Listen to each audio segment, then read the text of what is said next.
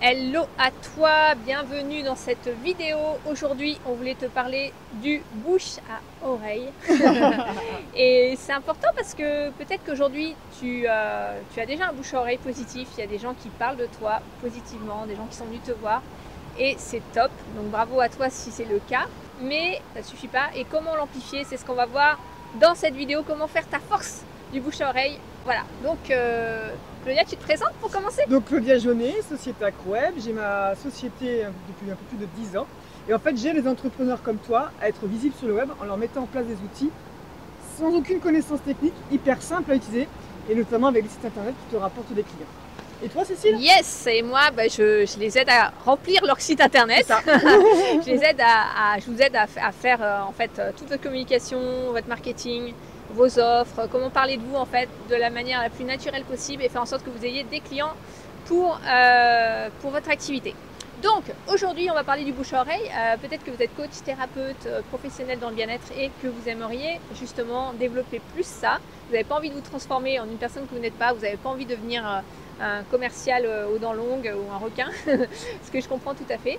Et le bouche à oreille c'est super cool. La seule difficulté du bouche à oreille, on va dire, c'est que ça reste limité parce que finalement c'est une personne qui va vous recommander, mais généralement déjà il est plus facile de déclencher un bouche à oreille négatif que positif, c'est-à-dire que quand il y a quelque chose qui ne va pas, les gens vont en parler facilement.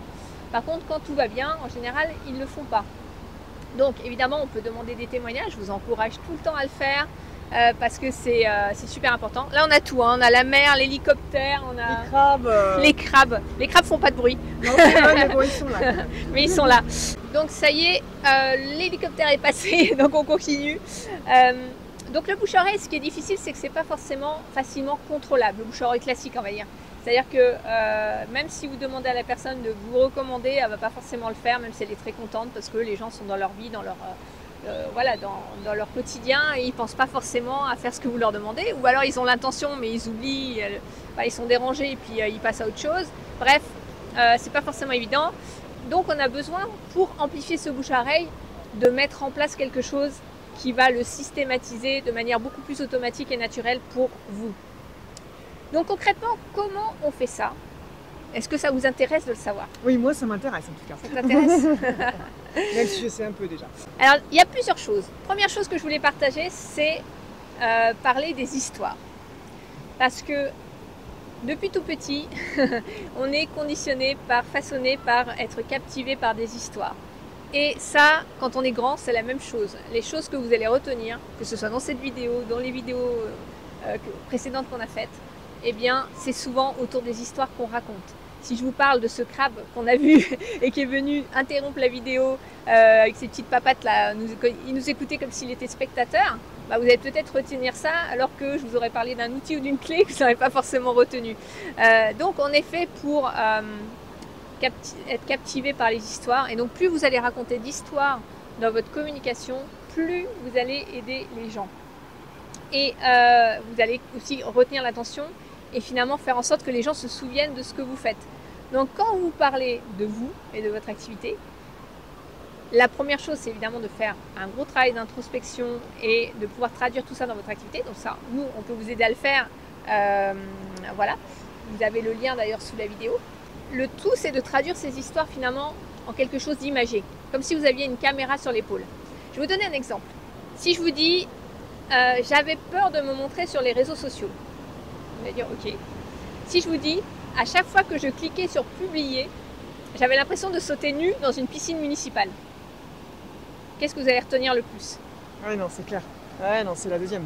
Donc c'est juste la même idée mais exprimée différemment, et la deuxième version on est d'accord qu'elle est beaucoup plus forte. Pourquoi? Parce que j'ai imagé mon propos en fait. Et donc plus vous allez... Alors déjà, il faut savoir que le cerveau humain, alors je ne suis pas spécialiste du cerveau, hein, je ne vais pas me lancer dans des explications sur les neurosciences, mais ce que je sais par contre, c'est que pour retenir l'information, un des facteurs, c'est justement de traduire en images ce que vous dites. Pour que, par exemple, si vous avez un concept un peu compliqué à faire passer, bah, si vous le traduisez dans une image que les gens peuvent comprendre. Je sais que toi tu avais fait ça par exemple avec l'histoire de ton garage là. Oui, et puis garagiste. En fait, le fait que quand on crée un site, quand on veut avoir un site web, on ne veut pas forcément avoir, savoir comment le site web est fait. On veut juste qu'il soit fait et s'en servir. De la même façon que quand on va chez le garagiste, on n'a pas on n'a pas besoin voilà. de savoir comment fonctionne le moteur pour qu'il soit réparé. Il y a quelqu'un qui le fait pour nous et c'est parfait, tu vois. Donc, et ça parle parce que évidemment on connaît tous, on sait tous ce que fait un garage et on a tous cette idée de notre voiture qui tombe en panne et on n'a pas envie de savoir, on n'a pas envie de le faire nous-mêmes. Voilà. Donc si vous traduisez dans des images ce que vous partagez, ça va changer vraiment votre façon de communiquer. Donc ça c'est la première chose. Et en fait il y a une manière de raconter son histoire de manière authentique et en mettant la lumière sur certains points de votre histoire. Là aussi, si vous voulez faire cet exercice avec nous, rejoignez-nous sur notre liste email, on vous expliquera comment faire ça. La façon de parler de toi pour être mémorable, elle est à travers les histoires, elle est à travers les personnes qui vont parler de toi, elle est à travers finalement tout ce que tu vas partager sur toi qui soit la plus authentique possible. Authentique, ça ne veut pas dire tout raconter sur sa vie, d'accord? Il y a aussi ça, il y a des gens, ils nous disent, nous je me souviens, on avait un client qui nous disait, mais moi j'ai pas envie de m'exposer en fait, j'ai pas envie de tout dire sur moi. On n'est pas obligé de tout dire sur soi en fait. On met juste en lumière des choses qui vont résonner avec les personnes qui viennent vous voir. Et les choses qui vont résonner, c'est quoi? C'est les problématiques qu'ils peuvent avoir et que vous avez peut-être traversé vous aussi et que vous avez réussi à surmonter ou à dépasser ou à transformer. Ça peut être les aspirations, donc ce vers quoi les personnes ont envie d'aller et que vous vivez peut-être vous. Par exemple, nous, on vit au Pays Basque, qui est pour moi une des plus belles régions de France, sans chauvinisme. Je ne suis pas basque d'origine, donc je peux le dire. On a cette chance d'être aujourd'hui sur cette plage, mais cette plage, il faut savoir que c'est la plage sur laquelle je viens pratiquement tous les jours. Moi, j'habite à 5 minutes d'ici. Et hier encore, j'étais là, hier matin.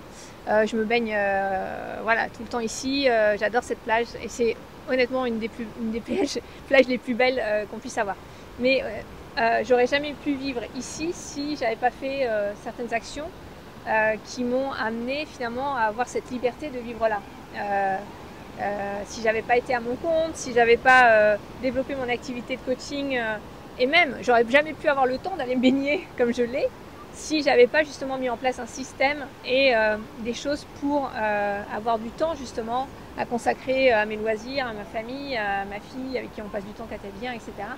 Et ça en fait c'est quoi? C'est finalement une aspiration que je vous partage. Peut-être que vous avez envie de pouvoir aussi avoir du temps pour vous. Peut-être que vous avez envie aussi d'avoir une forme de liberté. Peut-être que vous avez envie de pouvoir faire en sorte que votre activité soit au service de votre vie. C'est ce que je suis en train d'exprimer dans les mots que je vous partage sur ce qu'on vit nous aujourd'hui avec Claudia en fait. Et je dis pas que vous avez envie d'avoir la même vie que nous, peut-être que vous avez envie de vivre en ville ou je sais pas qu'est-ce qui vous anime, mais c'est important justement de savoir qu'est-ce qui vous anime le plus, de faire ce travail-là pour le traduire ensuite dans quelque chose qui va résonner avec la personne que vous accompagnez par rapport à ce qu'elle a envie de transformer. Donc nous on accompagne sur le fait de vivre de son activité et de ne pas se créer une prison dorée, on va dire, en ayant tout le temps l'appétence uniquement du chiffre qui fait qu'on est enfermé finalement dans quelque chose qui fait qu'on veut toujours plus, toujours plus, toujours plus et qu'on n'arrive pas à en profiter. Donc voilà, donc les histoires traduisent en fait ce que vous êtes, traduisent votre authenticité, elles traduisent les aspirations de la personne que vous allez accompagner et qui a envie de vivre ça aussi. Elles traduisent les problématiques qu'ils ont et donc la façon de raconter tout ça c'est top et tout ce que vous allez partager, la façon de parler de ce que la personne vit, ça va créer cette force d'attraction et ça va faire en sorte que derrière elle se souvienne de vous soyez mémorable. Et donc imaginons que cette personne rencontre quelqu'un qui a la problématique que sur laquelle vous aidez à résoudre, eh bien elle va se souvenir de vous. Elle va dire ah oui attends moi je connais quelqu'un qui aide là-dessus en fait. Je l'ai rencontré il y a pas longtemps, elle m'a parlé d'une histoire de crabe. Et ouais c'est celle qui était sur la plage à Ibaritz, je m'en souviens. Voilà. C'est vrai que ça parle mieux, même quand on va sur les réseaux sociaux, qu'on regarde les différents posts, etc. Des posts qui disent tout le temps voici mon offre, achète. Enfin, bon, je grossis, hein, oui. mais beaucoup moins nous interpeller, on va beaucoup moins s'en souvenir, ou à l'inverse, on va s'en souvenir en disant lui il essaie de me pousser à acheter, je vais pas acheter, plutôt qu'une histoire où derrière, voilà, la personne va se décrire, comme tu dis, avec le crabe, etc. Là, ça va nous marquer et derrière, ça va faire boule de neige et on va pouvoir peut-être en parler. Mais c'est vrai et c'est ça un petit peu aussi, enfin moi ça a été ça ma difficulté, c'est de parler aussi de soi. C'est pas aussi quelque chose qui peut être facile. Est-ce que tu peux un peu dire comment on peut réussir à parler de soi? Parce qu'au début, justement, on parle tout le temps de nos offres, sans parler de nous et sans mettre d'histoire, sans raconter d'histoire. Ouais. Alors, il y a aussi une bonne façon de parler de soi. Il y a une mauvaise... Oui, voilà, il y a aussi... Et comme les bons et les mauvais chasseurs, pour ceux qui ont la ref, il y a les bonnes et les bonnes façons de parler de soi. Et donc, la mauvaise façon de parler de soi, on va commencer par celle-là, parce que c'est... ouais, je suis hypnothérapeute et je vous aide, enfin, j'ai tel outil d'hypnothérapie et grâce à ça, on va transformer les croyances limitantes et voilà. Ok. Est-ce que ça, vous dites, ouais, moi j'ai des croyances limitantes et je vais les transformer? Peut-être, mais je veux dire, c'est pas forcément ce qui va aider. Donc là, on a parlé de quoi? On a parlé de nos outils, on a parlé de ce qu'on faisait, on a dit on a donné notre titre, d'accord? Donc c'est pas la meilleure façon de parler de soi. Une autre façon de parler de soi qui est beaucoup plus percutante et pertinente, on va dire, c'est de parler de ce qui nous anime en fait, de parler de qui on est, de parler de qui on est en tant que personne. Donc, et de parler aussi de soi en histoire pour que ça résonne avec la personne en face par rapport à une problématique. Ben moi, j'avais des problèmes de sommeil ou j'avais des problèmes de... Qu'est-ce qu'on peut avoir comme croyance limitante? D'argent. Ouais, voilà, j'avais des problèmes d'argent et ces problèmes d'argent faisaient que... Enfin, j'arrivais pas à voir pourquoi j'étais bloquée sans arrêt, je m'auto-sabotais, je sais pas, à chaque fois que j'atteignais un plafond, mais j'arrivais jamais à le dépasser et j'étais bloquée à chaque fois au même niveau, au même palier et je me disais mais purée, mais c'est pas possible, j'arrive pas à dépasser ce plafond-là. Et grâce à cette, j'ai suivi une méthode qui m'a permis de finalement faire péter ce plafond et derrière d'atteindre tel chiffre d'affaires, si c'est ça par exemple. Et donc de faire sauter toutes mes croyances que j'avais par rapport à l'argent qui ont fait que j'ai passé un palier important et qui fait qu'aujourd'hui j'arrive à pouvoir voyager un peu partout, vivre la vie que j'ai toujours souhaité de réaliser. Je fais du sport tous les matins, j'ai du temps pour ça et j'ai créé ma vie en conséquence grâce à ça. Ça a débloqué plein de choses derrière. Qu'est-ce que j'ai fait là? J'ai simplement dit, j'ai parlé de résultats, j'ai parlé de transformation, j'ai parlé de la même chose en fait, sauf que j'étais beaucoup plus spécifique. Et j'ai parlé de comment ça se traduisait, alors je vous l'ai dit très mal parce que je l'ai fait de manière un peu spontanée, mais j'ai parlé de comment ça se traduisait finalement dans ma vie. C'est-à-dire l'argent, c'est un moyen d'atteindre des objectifs personnels ou des choses qu'on a envie de réaliser, des aspirations, encore une fois, des désirs. Et là, en fait, vous montrez par votre exemple, en parlant de vous, de ce que vous avez réalisé, la personne en face, ça va dire, bah oui, moi aussi, je me sens concernée parce que j'ai des croyances limitantes sur l'argent et c'est cette hypnothérapeute que j'ai envie d'aller voir. Vous voyez un peu la nuance? Et on donne du concret là. Non, mais c'est important parce que c'est vrai que c'est pas facile. Enfin, moi, ça a été ma grosse difficulté une fois que tu m'as formé à tout ça.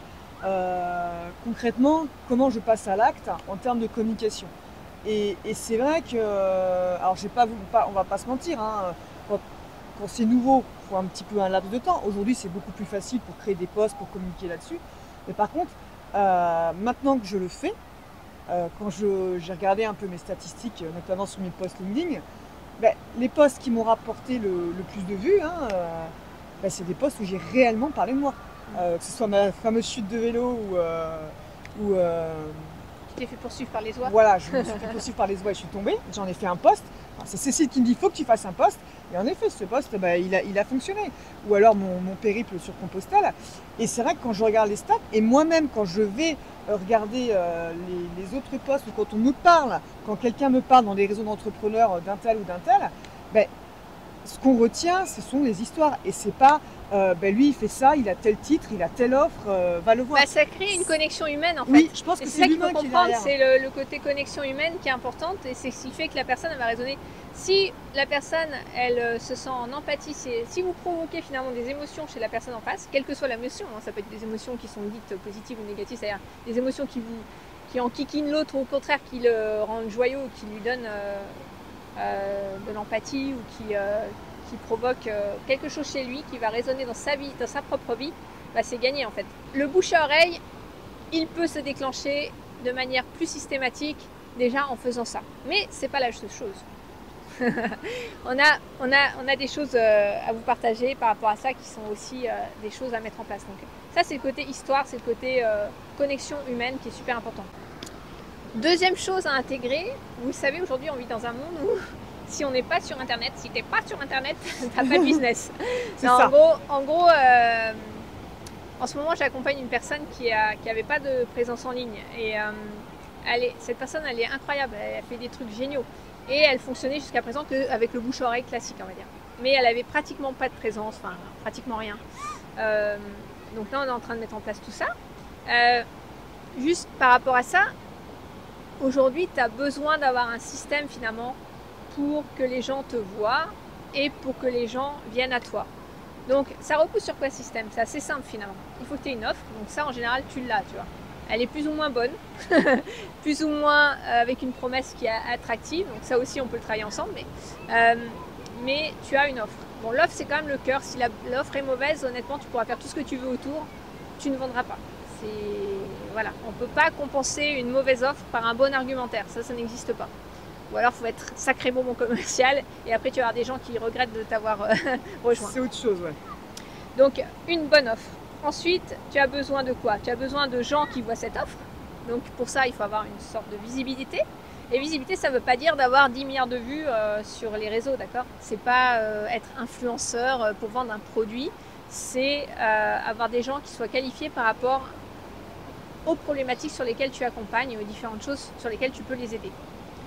Et parmi ces gens-là, tu vas avoir une partie des personnes qui vont être intéressées pour aller plus loin avec toi. Et donc, il faut avoir un système qui lui permet, enfin une façon un point de rencontre en fait avec eux pour pouvoir leur présenter ton offre. Donc, ce point de rencontre, ça peut être, nous on aime bien par téléphone quand tu as une offre, un accompagnement. Hein. Donc par téléphone, en visio, où là tu connectes avec la personne et tu vas pouvoir lui poser des questions et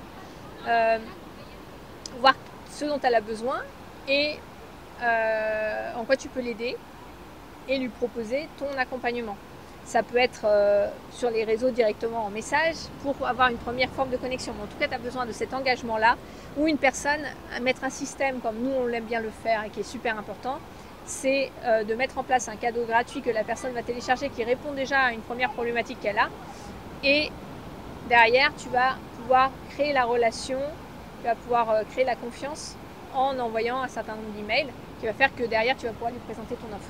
Donc c'est par étapes, ça se fait par étapes, soit directement, soit indirectement, mais en tout cas, tu as besoin de ces 3 points-là. Si tu n'as pas ces 3 points-là, bah, ton truc, il ne peut pas fonctionner. Donc souvent, ce qui pêche, c'est un de ces 3 piliers-là. Si tu n'arrives pas à engager des conversations, si tu es bonne pour engager des conversations, bah, est-ce que tu es bonne derrière pour faire en sorte que ton prospect devienne un client? Première question. Si tu arrives bien à vendre mais que tu n'arrives pas à attirer suffisamment de monde, bah, là aussi tu as besoin de revoir ce système-là en fait. Mais ce système-là, il va faire en sorte que tu automatises un petit peu les choses pour avoir des gens qui viennent régulièrement à toi.